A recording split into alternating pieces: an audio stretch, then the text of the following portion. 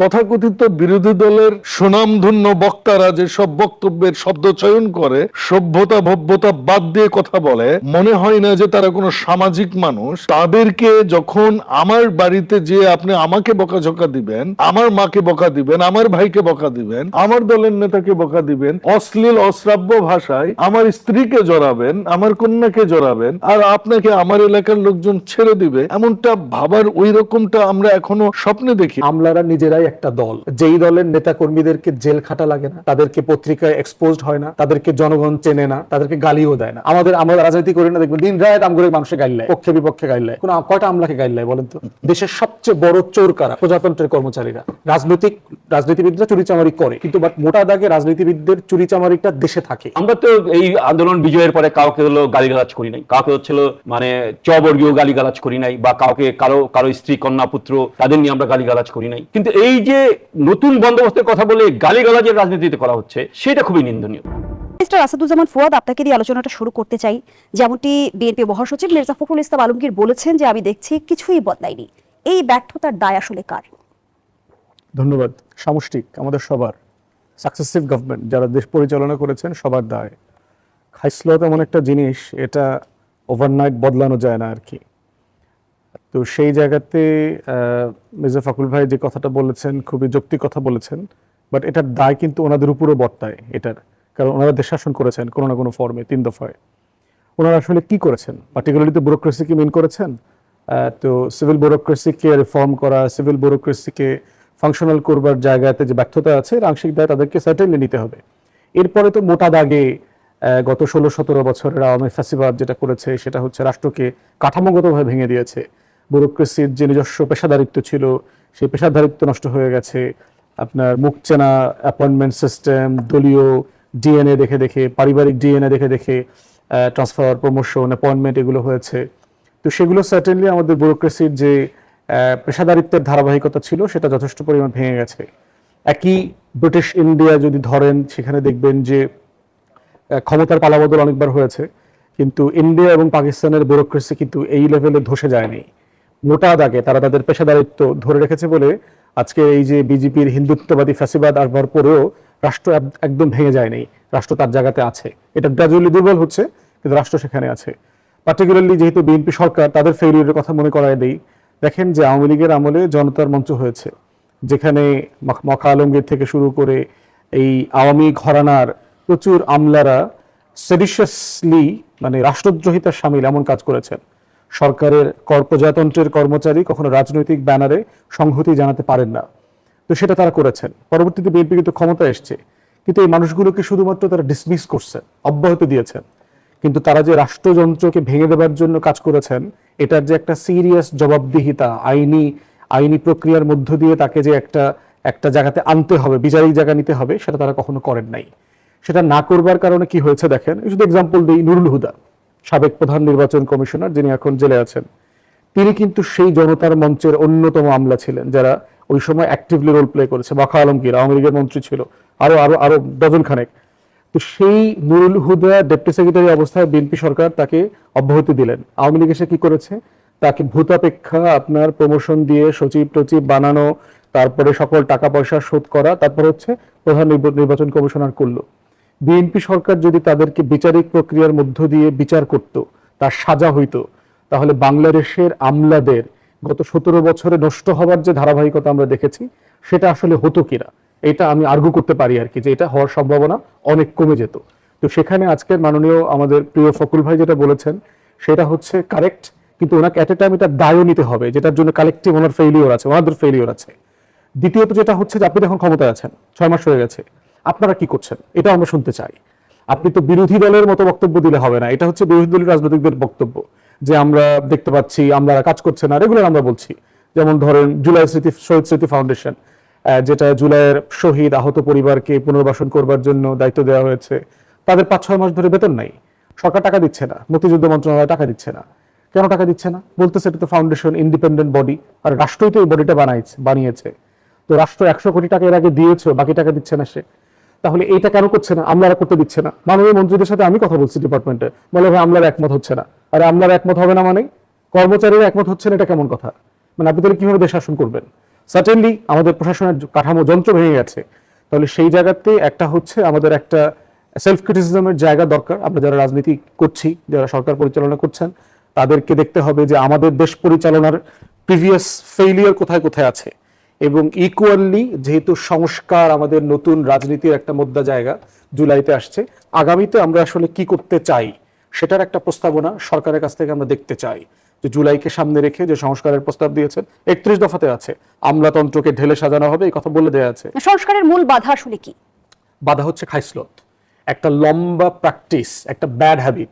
ধরেন যে বিড়ি খায়, পার্সোনাল এক্সাম্পল বলি আর কি, ধরেন যে বিড়ি খায়, সে দেখবেন এটা এমন একটা জিনিস সে বাথরুমে বসেও খায়, কিন্তু আপনি দেশের সবচেয়ে 5 স্টার থেকে এনে তাকে ডিনার দিয়ে বাথরুমে সার্ভ করেন, দেখেন টয়লেটে বসে সে ওইটা খাবে কিনা, ওইটা খাবে না সে, কিন্তু বিড়িটা সে ওখানে বসে খাবে। কেন? ওইটা হলো তার খাইসলত। তো রাষ্ট্র এই ধরনের খাইসলতওয়ালা জনগোষ্ঠীর সমন্বয় করেই তো রাষ্ট্র। এমন তো না যে আমরা যারা রাজনৈতিক কর্মী আমরা মেঠো লোক, আমরা পচে গেছি, ওইখানে সচিবালয় যারা বসে আছেন এরা সবাই মানে উপর থেকে নাজিল হয়েছেন ফেরেশতাদের মতো, ওনারা খালি ওখানে নাজিল হন, কাজ করেন, আবার উপরে চলে যান, এমন তো না। তাহলে গণঅভ্যুত্থান থেকে আমরা কোনো শিক্ষা নেইনি? না, শিক্ষা তো নেওয়ার প্রশ্ন না। শিক্ষা হচ্ছে আমরা শিক্ষা নিয়েছি বলেই তো আজকে জবাবদিহিতা নিয়ে কথা বলছি, সংস্কার নিয়ে কথা বলছি, রেট্রোস্পেক্টিভলি আওয়ার কালেক্টিভ ফেইলিয়ার নিয়ে কথা বলছি। এটাই তো গণঅভ্যুত্থান। গণঅভ্যুত্থান কি? মানে একটা জাতির অনেক বড় বড় ঘটনাগুলো যেটা করে ধাক্কা দিয়ে দেয়, যে কি ব্যাপার গত 30 বছরে তুমি তো বদলাইলা না, আবার 90-তে একটা ধাক্কা দিছিল, কই 71-এ তোমার তো বদলানোর কথা ছিল, 71-এ একটা ধাক্কা লাগছে, কই 47-এ তুমি তো বদলাও নাই। এই বড় বড় ঘটনাগুলো কি করে? আমার কালেকটিভ সাইকি, আমার কালেকটিভ মেমোরি, আমার পলিটিকে শেক করে, যে তোমার তো বদলানোর কথা ছিল, তুমি বদলাও নাই। তো এই জন্য হচ্ছে এটা একটা লড়াই, এই তর্ক আলাপ জবাবদিহিতার জায়গা থেকে এটা করতে হবে। আমলাতন্ত্রের ব্যাপারে আমাদের একটা বড় ফেইলিয়ার হচ্ছে, দেখেন আমলাতন্ত্র যে 6টা গুরুত্বপূর্ণ কমিশন হয়েছিল তার ভিতর একটা কিন্তু ব্যুরোক্রেসির রিফর্ম কমিশন ছিল। ঐকমত্য কমিশনে স্যাডলি আমরা অনেক কমিশন অনেক টপিক নিয়ে কথা বলেছি, আমলাতন্ত্রের সংস্কারের আলাপ এজেন্ডাভুক্ত করতে পারি নাই আমরা। কমিশনের পেছনে কি কারণ? আমলাতন্ত্র নিজেরা, তারা এই টপিক আলোচনার এজেন্ডাভুক্ত করতে দেয় নাই বলে আমার কাছে মনে হয়েছে। আমরা যখনই মাননীয় সদস্যদেরকে বলেছি আমরা এটা নিয়ে কথা বলতে চাই, বারবার বলেছি, আমি ওখানে দাঁড়ায় বক্তব্যে বলেছি যে ব্যুরোক্রেসি রিফর্ম নিয়ে এখানে আলাপ হইতে হবে। এই কমিশন কি কি জিনিস প্রস্তাব করেছে, আমরা এটা ডেডলাইন চাই, আমরা কোর্স অফ অ্যাকশন চাই, আমরা এটা রোড ম্যাপ চাই, যে এই প্রস্তাবনাগুলো কিভাবে বাস্তবায়িত হবে। কিন্তু স্যাডলি এটা বাস্তবায়িত হয়নি। কেন হয়নি? এটাই হচ্ছে ব্যুরোক্রেসি, যে একটা অযাচিত ক্ষমতা আমাদের রাজনৈতিক সরকারগুলোর উপরে প্রয়োগ করে থাকে, এটা সেটার একটা ফল। দিনের পর দিন তাহলে কি আমলাতন্ত্রই রাজনীতিকে নিয়ন্ত্রণ করবে? একটা বড় নিয়ন্ত্রণের জায়গা তো আছে বলেই তো আওয়ামী ফ্যাসিবাদ টিকে যেতে পেরেছে, আছে বলেই তো তারা সব সরকারের আমলেই তারা ভালো থাকে। আহমদ সফার একটা বিখ্যাত লাইন আছে আর কি, সেটা হচ্ছে আমলারা নিজেরাই একটা দল, যেই দলের নেতা কর্মীদেরকে জেল খাটা লাগে না, তাদেরকে পত্রিকায় এক্সপোজড হয় না, তাদেরকে জনগণ চেনে না, তাদেরকে গালিও দেয় না। আমরা রাজনীতি করি না, দেখবেন দিন রাত আম করে মানুষে গাইল দেয়, পক্ষে বিপক্ষে গাইল দেয়, কয়টা আমলাকে গাইল দেয় বলেন তো? দেশের সবচেয়ে বড় চোর কারা? প্রজাতন্ত্রের কর্মচারীরা। রাজনীতিবিদরা চুরিচামারি করে, কিন্তু মোটা দাগে রাজনীতিবিদদের চুরিচামারিটা দেশে থাকে, নেতাকর্মীদেরকে দেয়, একটু বাড়িটারি করে, টোর একটা প্লট ফ্ল্যাট কেনে। মোটা দাগে রাজনীতিবিদদের টাকা পয়সা দেশের বাইরে যায় না। দেশের বাইরে যায় কাদের টাকা? যাদেরকে আমি চিনি না। সবচেয়ে বড় সেক্টর ওয়াইজ মানে ন্যাশনাল থিফ যদি বলেন, এটা হচ্ছে আমাদের ব্যুরোক্রেসি। সংস্কারটা কোথা থেকে শুরু হবে, যেখানে সদিচ্ছার ঘাটতি রয়েছে আপনিই বলছিলেন? এখন প্রশ্ন হচ্ছে যে গভর্নমেন্ট ডিসাইসিভ কিনা, যে আমরা ব্যুরোক্রেসিকে ওভারহাউল করতে চাই। এখানে যথেষ্ট ব্যারিস্টার আসাদুজ্জামান ফুয়াদ, আমি যদি আপনাকে একটু স্মরণ করিয়ে দেই, অন্তর্বর্তীকালীন সরকারের শাসনামলেও কিন্তু এই আমলাতন্ত্রের জটিলতা নিয়ে আমরা শুনেছি, অনেক অভিযোগের কথা আমরা শুনেছি। তারপরে ধরেন অন্তর্বর্তীকালীন সরকার তো খুব অল্প সময়ে একটা লিমিটেড ম্যান্ডেট নিয়ে আসছে, পার্টিকুলারলি ধরেন নির্বাচন ফোকাস, কিছু টুকিটাকি রিফর্ম, রাষ্ট্রটা যেন ভেঙে না যায়। এটা কালেকটিভ রেসপন্সিবিলিটিতে আসলে জনগণের ম্যান্ডেট নিয়ে যে ক্ষমতায় আসছে সরকারি দলের, এবং 31 দফাতে সরকারের সিরিয়াস লিখিত কমিটমেন্ট আছে। আমরা চাই সরকার এইটাকে এখন ম্যাটেরিয়ালাইজ করুক, প্রয়োজনে কনসেনসাসে যাক। আপনার বিরোধী দল যারা সংসদে আছেন এবং বাইরে যারা আছেন, মাননীয় প্রধানমন্ত্রী সবাইকে ডাকুক। মানে একটা জিনিস কি হবে, সরকারি দল পপুলার সিদ্ধান্ত নিতে বেশি রাজনৈতিক ঐক্যমত্য এখানে গুরুত্বপূর্ণ ভূমিকা পালন করতে পারে। কারণ হচ্ছে যে আমরা তো বাইরে সমালোচনা করব কারা? আমরা সরকারের সমালোচনা তো আমরাই করব। তো সরকার যদি নিজেই সবাইকে নিয়ে কাজটা করে, যে দেশের সাথে আসেন এই কাজটাতে আমরা একমত হই, তখন সরকারকে তো কেউ আনপপুলার করবার চেষ্টা করবে না এই পয়েন্টে। অর্থাৎ কনসেনসাস বিল্ডিং এর মধ্য দিয়ে যদি আমরা রিফর্মটা আন্ডারটেক করতে পারি, যেটা আমি মাননীয় প্রধানমন্ত্রী এবং সরকারকে বলবো, ফখরুল ভাইকে বলবো, আপনারা ইনিশিয়েটিভ নেন, আপনারা সিনিয়র লিডার, আপনারা জীবনের শেষ প্রান্তে চলে আসছেন, perhaps this is your last cabinet position, মানে আপনাকে অনেক আল্লাহ মানে লম্বা হায়াত বাঁচায় রাখুক, মানে আমাদের তো কোনো আপত্তি নাই বেঁচে থাকলে, তো আপনাদের তো হারানোর কিছু নাই আর জীবনে। এখন কিছু আনপপুলার সিদ্ধান্ত নিয়ে যান যেটা আমাদের সবার জন্য কালেকটিভ ফিউচার তৈরি করে দেবে। অসংখ্য ধন্যবাদ জানাচ্ছি আব্দুল্লাহ কাফি রতন। আমরা গণঅভ্যুত্থানের পর যদি সবচেয়ে বেশি শুনে থাকি যে শব্দটি, সেটা হচ্ছে নতুন রাজনৈতিক বন্দোবস্তের কথা। সেই জায়গা থেকে আমরা দেখছি যে সরকার গঠনের 5 মাস হয়ে গেছে, এখনো পুরনো রাজনৈতিক বন্দোবস্তে ঘুরপাক খেতে হচ্ছে। সরকার বদলেছে, রাষ্ট্রের চরিত্র কেন বদলালো না? ধন্যবাদ আপনাকে। ফুয়াদ ভাই তো আমলাতন্ত্র নিয়ে অনেক কথা বললো। আমি জাস্ট খালি আমলাতন্ত্র কতটুকু শক্তিশালী সেইটুকু বোঝানোর জন্য বলি। এই যে বিল্ডিংটা, যে 4 দেয়াল, লাল দেয়ালে 4 দেয়ালের মধ্যে হলো এই আমলারা বসেন, যদি গণতান্ত্রিক রাষ্ট্র হতো এটার নাম হতো মন্ত্রণালয় হতো। কেন সচিবালয় হলো? কারণ সচিবরা কি দেশটা নিয়ন্ত্রণ করছেন? না মন্ত্রীরা দেশটা নিয়ন্ত্রণ করছেন? না নির্বাচিত প্রতিনিধিরা দেশটা নিয়ন্ত্রণ করছেন? আরেকটা ছোট্ট ঘটনা বলি, এটা হয়তো সবারই মনে আছে। যখন মেট্রো রেল হয়, এই স্টেশনের নাম প্রেস ক্লাবের সামনে প্রেস ক্লাব স্টেশন হওয়ার কথা ছিল। আমরা বাগড়া দিয়েছে, তারা সচিবালয় স্টেশন করেছে। কতটুকু প্রভাবশালী তারা, কতটুকু তাদের চাই, সবকিছু তাদের চাই। ফলে আমলাতন্ত্রই আমাদের রাষ্ট্রটাকে নিয়ন্ত্রণ করছেন। ফখরুল ভাই কি প্রসঙ্গে বলেছেন আমি ঠিক খেয়াল করতে পারি নাই, কিন্তু আমরা যেই ধরনের পরিবর্তন চাই সেই পরিবর্তন কিন্তু, বা আমূল পরিবর্তনের যে কথাটা আপনি বলেছেন, সেই পরিবর্তনটা এইরকম একটা গণঅভ্যুত্থানের মধ্যে দিয়ে সম্ভব না। কিন্তু একটা আমূল পরিবর্তন হলে সমগ্র ব্যবস্থার একটা পরিবর্তন হওয়া দরকার। কিন্তু আপনি কি দেখেছেন যে কোনো ব্যবস্থার পরিবর্তন হয়েছে? যারা ক্ষমতায় ছিল আপনার 5ই আগস্টের আগে, সচিবালয়ে তারাই ক্ষমতায়। একজন অর্থমন্ত্রী আওয়ামী লীগ আমলে অর্থ সচিব, আওয়ামী লীগ আমলে অর্থ সচিব ছিলেন, অন্তর্বর্তীকালীন আমলে অর্থ সচিব, বিএনপির আমলে অর্থ সচিব। পরিবর্তনটা কোথায়? কোনো পরিবর্তন নাই। আর যেই পরিবর্তন আমরা আশা করেছিলাম, নতুন বন্দোবস্তের কথা বলেছিলেন, কোথায় নতুন বন্দোবস্ত? হবিগঞ্জে আক্রমণ হচ্ছে, সেটা তো আওয়ামী লীগ আমলে আমরা দেখছি, মানে বিরোধী দলের উপর আক্রমণ করা হচ্ছে। অনেকে বলেন যে কমিউনিস্ট পার্টি আওয়ামী লীগের হলো বি টিম, কিন্তু আমাদের অসংখ্য মিছিল হলো আওয়ামী লীগের নেতা কর্মীরা হামলা করেছে, আমাদের নেতৃবৃন্দকে আঘাত করেছে, আমাদের তৎকালীন সভাপতিকে সিলেটের মঞ্চে উঠে আক্রমণ করেছে আওয়ামী লীগ। সেই আক্রমণ তো আজকে বিরোধী দলের উপর করা হচ্ছে। আবার যদি ধরেন ছাত্রলীগ যে অত্যাচার করেছে, হ্যাঁ, ক্যাম্পাসে অত্যাচার করেছে, আমাদের মেঘমল্লার বসুর চোখের মধ্যে হলো মানে লোহার রড ঢুকিয়ে দিয়েছিল, সেই ঘটনা তো কি বলে আপনার রাজশাহী বিশ্ববিদ্যালয়ের রাকসুর ভিপি, এইটা কোনো বিশ্ববিদ্যালয়ের ইতিহাসে হয় নাই যে আপনি লাইব্রেরিতে ঢুকে গিয়ে মানুষকে মারা। তো নতুন বন্দোবস্ত কোথায়? যারা নতুন বন্দোবস্তের কথা বলে রাজনীতি শুরু করেছিল সেই দল তো আজকে পুরোনো বন্দোবস্তের মধ্যে আছে। যে ছাত্ররা দল গঠন করেছে যে নতুন বন্দোবস্ত আনবে, তারা দল গঠন করার দিনেই যেই মানে ঘটনা ঘটিয়েছে, বা সেরাটনের মতো হোটেলে হচ্ছে হলো আপনার ইফতার পার্টি দিয়েছে, সুতরাং নতুন বন্দোবস্তের যে প্রশ্ন তুলে পুরাতন বন্দোবস্তের মধ্যে আছে সেটা তো বোঝা যাচ্ছে।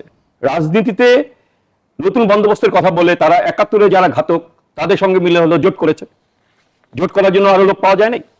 ফলে আজকে যেই নতুন বন্দোবস্তের কথা বলে 5ই আগস্টে তারা দাঁড়িয়েছিল, আমরা যে বন্দোবস্তের কথা বলেছিলাম, যারা ক্ষমতা এসেছে অন্তর্বর্তীকালীন সরকার, তারা তো তাদের অধিকাংশই এই গণঅভ্যুত্থানের সাথে সম্পৃক্তই ছিল না, ইনক্লুডিং প্রফেসর ইউনূস।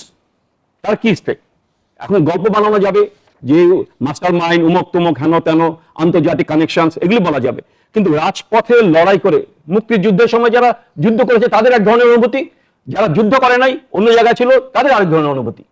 ঠিক একই রকম যারা 24-এর গণঅভ্যুত্থানে রাজপথে লড়াই করেছে, সামরিক বাহিনীর অস্ত্রের মুখে হলো মিছিল করেছে, যেই তরুণরা জীবন দিয়েছে, যেই তরুণরা 25,000-এর মতো মানুষ পঙ্গুত্ব বরণ করেছে, ঢাকা শহরে 26 জন রিক্সা শ্রমিক জীবন দিয়েছে। কি কারণ? একটা বৈষম্য বিরোধী সমাজের জন্য। তো কোটা আন্দোলন কিন্তু বৈষম্য বিরোধী একটা আন্দোলনে রূপান্তরিত হয়েছিল। সেই বৈষম্য তো আপনি নিরসন করার কোনো চেষ্টা করতে পারেন নাই, না অন্তর্বর্তীকালীন সরকার করেছে, আর বিএনপি 5 মাস ধরে ক্ষমতায় আছে। তারা তাদের যে প্রধানমন্ত্রী, তিনি অনেক ব্যক্তিগত উদ্যোগ নিচ্ছেন, জনগণ অ্যাপ্রিসিয়েট করছে, জনগণ এই মানে আপনার মানে জনতুষ্টিবাদী যে সিদ্ধান্তগুলি সেগুলিকে গ্রহণ করছে। কিন্তু আপনি যে পরিবর্তনের কথা বলে আসছেন, আপনি যে 31 দফা কর্মসূচির কথা বলে আসছেন, সেই 31 দফা কর্মসূচি, রাষ্ট্র সংস্কারের যে কর্মসূচি, সেই কর্মসূচি কোথায়?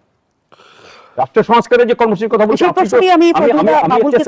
একটা ইস্যু তুলি আমরা আপনাকে, যেটা হচ্ছে উনি তো বলছিলেন যে বন্ধ কলকারখানা চালু করবেন। আজকে আমরা দেখছি বন্ধ কলকারখানা যারা সমাজের এলিট, যারা লুটেরা ধনিক, যাদের কাছে 6 লক্ষ কোটি টাকা হলো ব্যাডের লস, সেই সকল লোকের কাছে হচ্ছে সেই কলকারখানা তুলে দেওয়া হচ্ছে। তো কোথায় সংস্কার? সংস্কারের কথা বলছেন, কিন্তু আপনি সেই পুরোনো বন্দোবস্ত, অসংখ্য সেই ধন্যবাদ আওয়ামী লীগ জানাচ্ছি আমল, আব্দুল্লাহ সেই কাফি জাতীয় রতন। পার্টির আমল, সেই আমলে আপনি থেকে যান। ফজলুদ্দা বাবুল, কোথায় সংস্কার? যেমনটি প্রশ্ন রেখেছেন আব্দুল্লাহ কাফি রতন, সেই সঙ্গে রাষ্ট্র সংস্কারের কর্মসূচি আপনাদের কোথায়? 31 দফার কথা তো আপনারাই বলেছেন। তো বলিনি এখন যে আমরা বলিনি। ধন্যবাদ। আমার সহ-আলোচক বিশ্ববিদ্যালয়ের বড় ভাই সিপিবির সাধারণ সম্পাদক আব্দুল্লাহ কাফি ভাই এবং ব্যারিস্টার ফুয়াদ ভাই সহ আপনাকে এবং সকল দর্শককে শুভেচ্ছা। আসসালামু আলাইকুম। 31 দফার কথা আমরা বলেছি তো, আমাদের তো একটা নির্বাচনী ইস্তেহারের মতো একটা। 31 দফা আমরা পালন করব না কে করে বলেছে? আমরা তো পালন করছি। আপনি 31 দফার আর কোনো ধারা কি পালন হয়নি? এখন যেটা বলছেন যে রাষ্ট্র সংস্কারের কথা, আপনি যেটা বলছেন রাষ্ট্র সংস্কার করবার জন্য আমরা তো 133টার মধ্যে প্রায় 90% বা যতগুলো অধ্যাদেশ ছিল সবগুলো তো আমরা আইনে অভিযুক্ত পরিণত রয়েছে করেছি। গুরুত্বপূর্ণ অধ্যাদেশ বাদ আমি শেষ করি। এই গুরুত্বপূর্ণ অধ্যাদেশ করতে গেলে আপনার সংবিধান সংশোধন করতে হবে। এখন ওনারা বলতেছেন যে সংশোধন করবে কেন, সংবিধান সংস্কার করবে। আপনি যদি মনে করেন যে এই অফিসটা আপনি সংস্কার করবেন, সংস্কার করতে কি করতে হবে? রেনোভেট করবেন। তো রেনোভেট করতে আপনার তো এখানকার আপনার স্পেশালিস্ট লোক লাগবে, ইঞ্জিনিয়ার লাগবে, লেবার লাগবে, আপনার গুডস কিনতে হবে, রিকোয়ার্ড যেগুলো ফার্নিচার আছে সেগুলো কিনতে হবে। তো আপনার সংবিধান সংস্কার করতেই তো এই সংবিধানটা সংশোধনটা করতে হবে। তো এই সংশোধন করার জন্য আমরা কিন্তু বাজেট অধিবেশনের আগে, প্রথম অধিবেশন থেকে আমরা কিন্তু বলছি বিরোধী দলকে যে আপনারা আমাদেরকে আপনারা দেন, আমরা সংবিধান সংশোধনের জন্য আমরা কমিটি গঠন করি। তারা আজ পর্যন্ত দেননি। 1, 2 এবং আমরা সেটা করব, আমরা কমিটেড। এটা যে কোনোটাই আমরা কিন্তু আমরা বলেছি 31 দফা শুধু নয়, জুলাই গণ অভ্যুত্থান আমরা সংসদ ভবনের দক্ষিণ প্লাজায় যেটা স্বাক্ষর করেছি ওটা আমরা প্রত্যেকটা দফা আমরা কিন্তু পালন ফজলুদ্দা করব। বাবুল, আপনারা বারবারই বলছেন আপনারা করবেন, আপনারা বলছেন অক্ষরে অক্ষরে বাস্তবায়ন তো করবেন, করছি তো সেই আমরা। রোডম্যাপ কোথায়? কেন কোনটা করছি বিরোধী দল না? আপনাদের উপর একটা আস্থা রাখতে বলুন পারছে না? হ্যাঁ, সরি, বিরোধী দল কেন আপনাদের উপর আস্থা রাখতে পারছে এই না? তো তাদের কেন আসেন। এত অভিযোগ? বিরোধী দলের কথা উনি বললেন না, হবিগঞ্জে বিরোধী দলের উপর হামলা হয়েছে। কাফি ভাই ভালোই জানেন যে সিলেট হবিগঞ্জে যদি বিএনপি দলীয়ভাবে কোনো হামলা করত, আমার মনে হয় না তারা সেখানে স্ট্যান্ড হতে পারত। I am sorry to say this harsh reality. So এইখানে তথাকথিত বিরোধী দলের সুনামধন্য বক্তারা যে সব বক্তব্যের শব্দ চয়ন করে, সভ্যতা ভব্যতা বাদ দিয়ে কথা বলে, মনে হয় না যে তারা কোনো সামাজিক মানুষ। তাদেরকে যখন আমার বাড়িতে যে আপনি আমাকে বকাঝকা দিবেন, আমার মাকে বকা দিবেন, আমার ভাইকে বকা দিবেন, আমার দলের নেতাকে বকা দিবেন, অশ্লীল অশ্রাব্য ভাষায় আমার স্ত্রীকে জড়াবেন, আমার কন্যাকে জড়াবেন, আর আপনাকে আমার এলাকার লোকজন ছেড়ে দিবে, এমনটা ভাবার ওই রকমটা আমরা এখনো স্বপ্নে দেখি। এটা লন্ডনেও হয় কিনা আমি কিন্তু জানি না। রাজনৈতিক বক্তব্যের জবাব কি হামলা হতে পারে, সহিংসতা হতে পারে? অবশ্যই হতে পারে না। সেজন্যই তো বললাম বিএনপি তো এখানে কোনো হামলা করেনি দলীয়ভাবে, এটা করেছে বিচ্ছিন্নভাবে। সেই জন্য পুলিশ প্রোটেকশন দিয়েছে। আপনি দেখুন, আপনি যদি পুরো বিষয়টা যদি অ্যানালাইসিস করেন, অভিযুক্ত করছে। হ্যাঁ আমি আসছি, অভিযুক্ত থাকবেই। শুনুন, যখন তারা এখানে হবিগঞ্জ সদরে তাদের মূল পরিকল্পনাটা ছিল যে তারা একটা র্যালি করে আসবে, এসে এখানে পথসভা করবে। সো পুলিশ ছিল র্যালির জন্য প্রস্তুত। তারপর তারা র্যালিটা বাদ দেয় লাস্ট মুহূর্তে। পুলিশ কিন্তু তারা যেখানে পথসভা করে সেখানে এসছে, পথসভাও হয়ে গেছে। কিন্তু পথসভায় পুলিশের গাড়ি বের হবার আগেই, যেটা কথা ছিল পুলিশের গাড়ি বের হবে তারা সাথে সাথে বের হবে, পুলিশের গাড়ি বের হবার আগেই তাদের সফরসঙ্গীদের সাথে থাকা যে মিডিয়ার গাড়ি সেটা আগে বের হয়েছে। আর যে বক্তব্য দিয়েছে তাতে এটা ওইখানকার তাৎক্ষণিক সাধারণ মানুষের এটা কিন্তু একটা স্বাভাবিক ঘটনা এ দেশে আমি মনে করি। কিন্তু বক্তব্য দিয়েছে তো সরকারি দলের নেতা কর্মীদের বিরুদ্ধে, সাধারণ মানুষ কেন ক্ষিপ্ত হলো? নো, ওইখানকার নেতার বিরুদ্ধে বক্তব্য দিয়েছে, নেতার স্ত্রীকে জড়িয়ে বক্তব্য দিয়েছে। আপনি তো একটু মিডিয়াতে দেখার কথা। তারপর কি দেখুন, আমি নিজে ভিডিও দেখলাম, যখন এসপি সাহেবের সাথে আমি কথা বলেছি ঘটনাগুলো নিয়ে। তো এসপি সাহেবকে যখন আমি বললাম যে আচ্ছা তাহলে আপনি কেস নিচ্ছেন না কেন, ভাই তো কেস তো নিচ্ছিলাম, কেস তো নিয়েছি। ওনারা যখন এসছে পরে উনি আমাকে একটা ভিডিও দিয়েছে, ভাই এটা তো মিডিয়াতে আছে, আপনি একটু স্যার দেখেন এটা। তো আমি যখন দেখলাম, তাকে মানে ইনস্টিগেট করা হচ্ছে যে টাকে কি বালি ছিল না, তারপর লাশটা কি আপনারা নিয়ে আসেননি, মানে তাকে উত্তক্ত করার জন্য সর্বরকম চেষ্টা করা হচ্ছিল ওই রুমে। তো আপনি যদি আজকে ফুয়াদ ভাই যে কথাটা বললেন যে সরকার এটা করতে হবে, ওটা করতে হবে, সেটা করতে হবে, ফুয়াদ ভাই একজন ব্যারিস্টার মানুষ, প্রাজ্ঞ মানুষ, রাজনীতি বিশ্লেষক, ওদের এটা বোঝার কথা। সরকার মানে তো শুধু সরকারি দল নয়, সরকার মানে তো বিরোধী দল, সরকার মানে সকল রাজনৈতিক দল মিলে তো আমরা। কিন্তু এনসিপি নেতা সার্জিস আলম যেমনটি বলেছে, বিএনপির পরিণতি শেখ হাসিনার চেয়ে আরো ভয়াবহ হবে, এবং এনসিপি নেতা আক্তার বলেছেন আমাদের উপর ধারাবাহিক হামলা হচ্ছে, ভয়াবহ পরিবেশ তৈরি করা হচ্ছে। এই অভিযোগগুলো নিশ্চয়ই আপনার কাছে জবাব রয়েছে, আমি প্রশ্নগুলো রাখছি। আমার বঙ্গবন্ধুর মানুষ, বিরতি নিয়ে তার সম্পর্কে আমার কোনো উত্তর দেওয়ার কোনো প্রয়োজন নেই। একটা বিরতি দিচ্ছি, সাথেই থাকুন। আবার আমন্ত্রণ, দেখছেন নিউজ 24 এর নিয়মিত আয়োজন জনতন্ত্র গণতন্ত্র, নিবেদন করছে আরআইসিএল স্টিল। আমরা আবারও ফিরছি আলোচনায়। ফজলুল বাবুল যে প্রশ্নটি রেখে বিরতিতে গিয়েছিলাম, সার্জিস আলম বলেছেন শেখ হাসিনার স্বৈরাচারের পরে বিএনপি আরেকটা স্বৈরাচার কায়েম করতে চাইছে, তারা আর কোনো দলকে দাঁড়াতে দিবে না। যদি এটি হয় তাহলে বিএনপির পরিণতি শেখ হাসিনার চেয়ে আরো ভয়াবহ হবে। আবারও আমরা দেখছি যে প্রতিপক্ষ দমনের পুরনো চক্রে ফিরে যাওয়ার এক ধরনের অভিযোগ। কি বলবেন? না, অভিযোগ থাকবে, এটা গণতন্ত্রের একটা কি বলবো একটা অংশ। অভিযোগ থাকবে, অনুযোগ থাকবে, তর্ক থাকবে, বিতর্ক থাকবে, মত থাকবে, দ্বিমত থাকবে। দিন শেষে আমাদের সবার কাছে বাংলাদেশটা উপরে থাকবে। এবং আমরা এই যে রাজনীতি বলেন, আমলাতন্ত্র বলেন, যে ঘটনাই আমরা বলি না কেন, এই টকশো বলি করি, সবকিছুর মূলেই কিন্তু আমাদের সাধারণ মানুষরা কেমন থাকবে, ভালো থাকবে কিনা। জুলাইয়ের স্পিরিট যেটা বৈষম্য বিরোধী আন্দোলন ছিল, সো বৈষম্যহীন সমাজ ব্যবস্থার জন্য আমরা যেসব সোশ্যাল মেজার নিয়েছি, কৃষক কার্ডের কথা বলেছি, আমরা কৃষকদের কৃষি ঋণ মকুব করেছি 10,000 টাকা পর্যন্ত সুদ সহ, আমরা খাল খনন করছি, আমরা ফ্যামিলি কার্ড দিচ্ছি, আমরা স্বাস্থ্য ব্যবস্থাকে ঢেলে সাজানোর জন্য স্বাস্থ্যের ডবল বাজেট নিয়ে এসেছি, পরিবেশ রক্ষার জন্য আমরা বিভিন্ন রকম মেজার নিয়েছি। আগামী 5 বছরে আমরা 25 কোটি আমরা গাছ বৃক্ষরোপণ করব। আমরা প্রত্যেকটা উপজেলায় আমরা হসপিটালগুলো 100 শয্যা বিশিষ্ট করছি।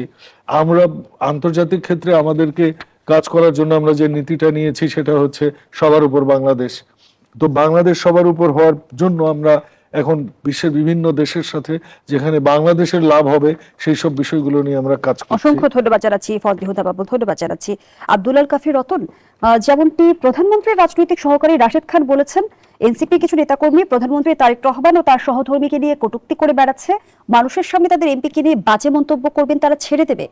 যদি একটু জানতে চাই যে রাজনৈতিক বক্তব্যে কি আত্মসংযমের প্রয়োজন আছে? অবশ্যই।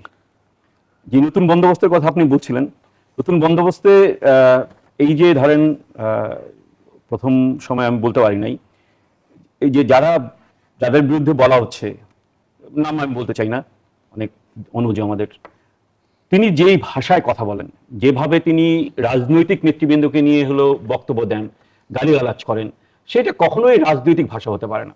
যদি ধরেন আমরা 90-এর গণঅভ্যুত্থানের কর্মী ছিলাম এবং গুরুত্বপূর্ণ কর্মী ছিলাম, মানে কিন্তু আমরা তো এই আন্দোলন বিজয়ের পরে কাউকে হলো গালিগালাজ করি নাই, কাউকে হচ্ছিল মানে চবর্গীয় গালিগালাজ করি নাই, বা কাউকে কারো স্ত্রী কন্যা পুত্র তাদের নিয়ে আমরা গালিগালাজ করি নাই। কিন্তু এই যে নতুন বন্দোবস্তের কথা বলে গালিগালাজের রাজনীতিতে করা হচ্ছে, সেটা খুবই নিন্দনীয়। এবং আবার এইটাও আমি বলি, বাবুল ভাই নিজেদের দলীয় নেতা কর্মীদের সম্পর্কে বলছেন যে সংগঠিতভাবে করে নাই, কিন্তু অসংগঠিতভাবে হলো তারাই তো ছিল, এই সরকার দলীয় নেতা কর্মীরাই তো এই আক্রমণ করেছে।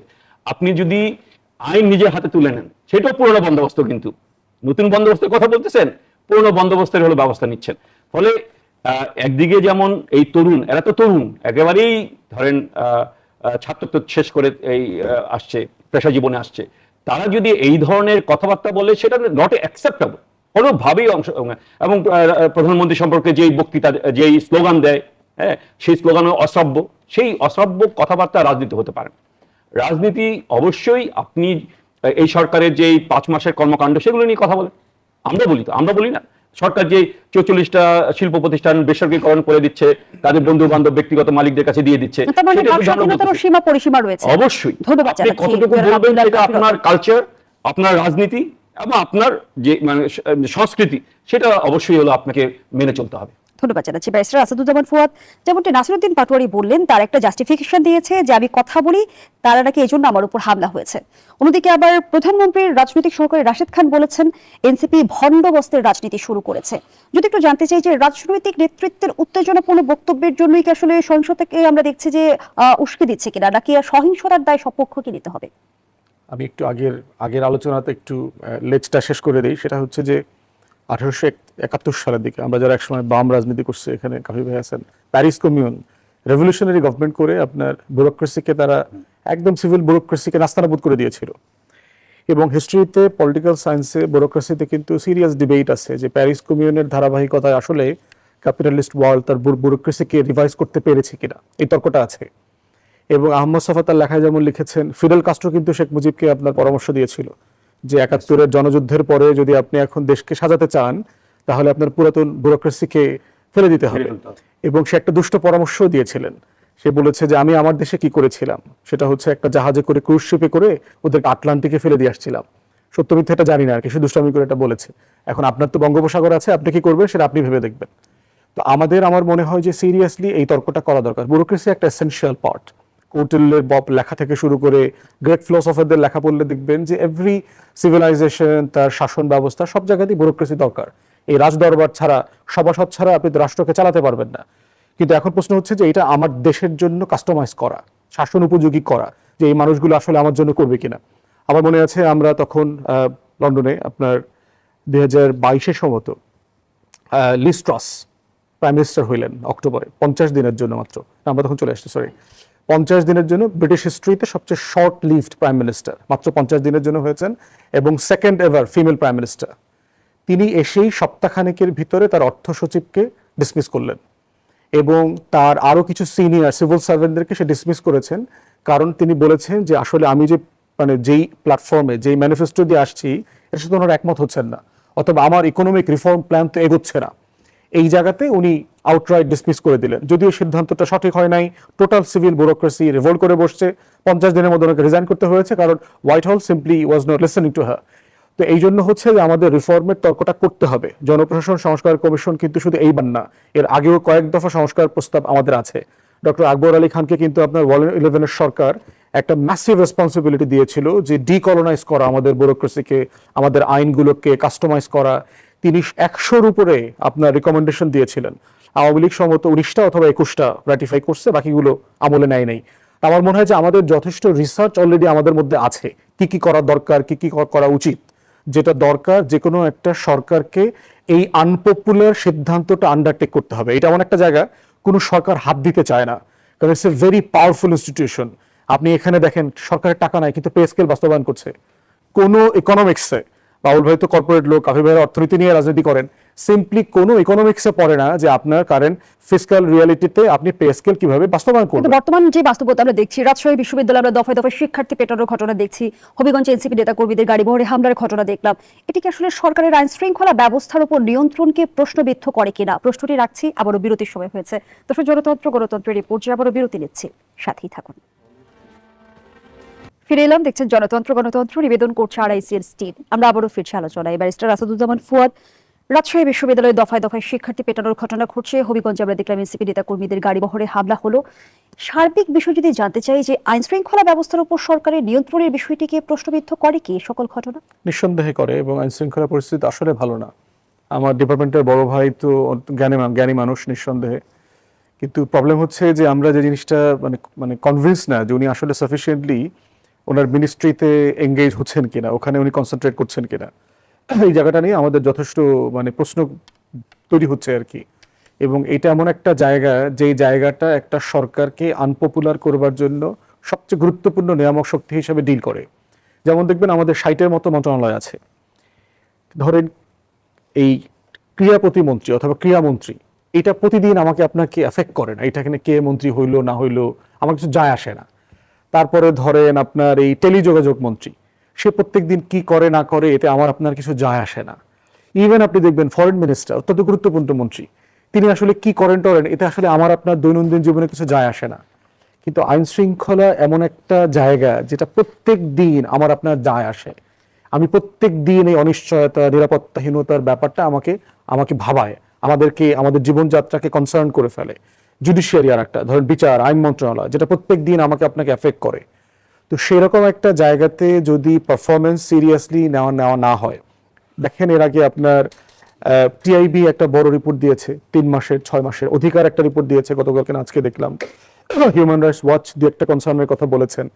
এই প্রত্যেকটা জিনিস কিন্তু আমাদের আপনাদের জীবন ঘনিষ্ঠ, মানে এর ভিতরে ষড়যন্ত্র আছে কিনা, ডেটা ম্যানিপুলেশন করছে কিনা, ফাইন, কোনো সমস্যা নাই তো।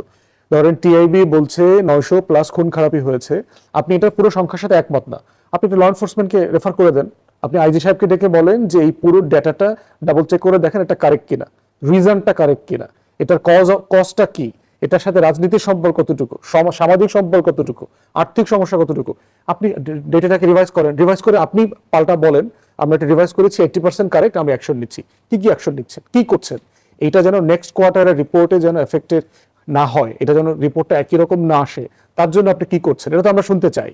তো সেই জায়গাতে আইন শৃঙ্খলা সিচুয়েশনের উপরে আমার কাছে মনে হচ্ছে যে 1 থেকে 6 কিন্তু বিএনপির এই লাইসেন্স ফেয়ার অ্যাফেয়ার্স আমরা দেখেছি, মানে খুবই হালকা, মানে হেলে দুলে চলা।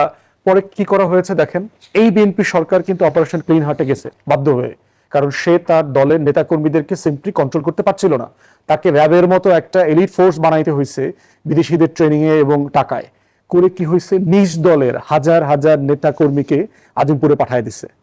অতএব সেই রকম একটা সিচুয়েশন যেন ক্রিয়েট না হয়, কারণ এটা একটা গ্রস মানে মানবাধিকার লঙ্ঘনের ঘটনা, এবং এর মধ্য দিয়ে তো শুধু রাজনৈতিক নেতাকর্মী খুন হচ্ছে না, সাধারণ মানুষ, ব্যবসায়ীদেরকে ধরে সেটা সিরিয়াসলি সরকারকে দেখা দরকার।